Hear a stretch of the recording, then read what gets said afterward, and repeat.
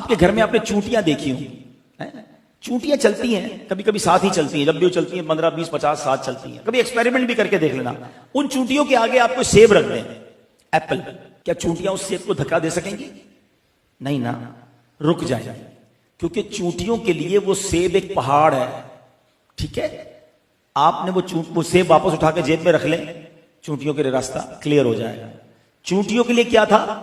Apple पहाड़ था, mountain, like mountain. आपके लिए क्या है? एप्पल। आपने उठाया, जेब में रख लिया। बात समझ रहे मेरी? मेरे और आपके नजदीक जो इस वक्त प्रॉब्लम है ना, हमें पहाड़ लगती है, मेरे रब के लिए कुछ नहीं है। इन्नल्लाह अला कुल्ली शैइन कदीर। भरोसा तो करो ना। मुझे लग रहा है ये हल नहीं हो सकता, मुझे लगता है मैं निकल ही नहीं सकता, मुझे लगता है मैं फंस गया।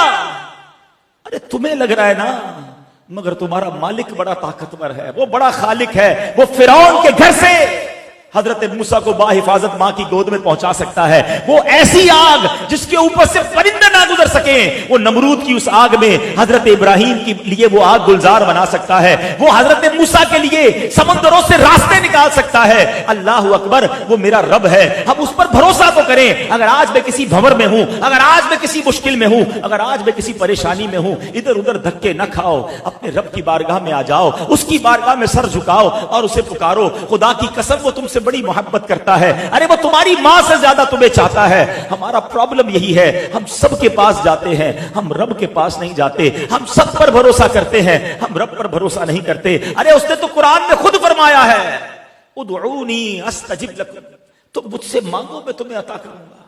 हमारे पास दुआ मांगने का ही टाइम नहीं है। अव्वल तो नमाज नहीं पढ़ते, नमाज पढ़े तो दुआ नहीं करते। इधर इमाम साहब दुआ करे, सारे भाग जाते हैं। अरे ये तो मांगने का वक्त आया है, ये तो गिड़गिड़ाने का वक्त आया है। ऐ मेरे प्यारे इस्लामी भाइयों, बस अगर रब पर भरोसा मजबूत हो जाए ना, अगर अल्लाह से सच्ची दोस्ती हो जाए, उस पर यकीन हो जाए, तो जिंदगी बड़ी आसान हो जाती है।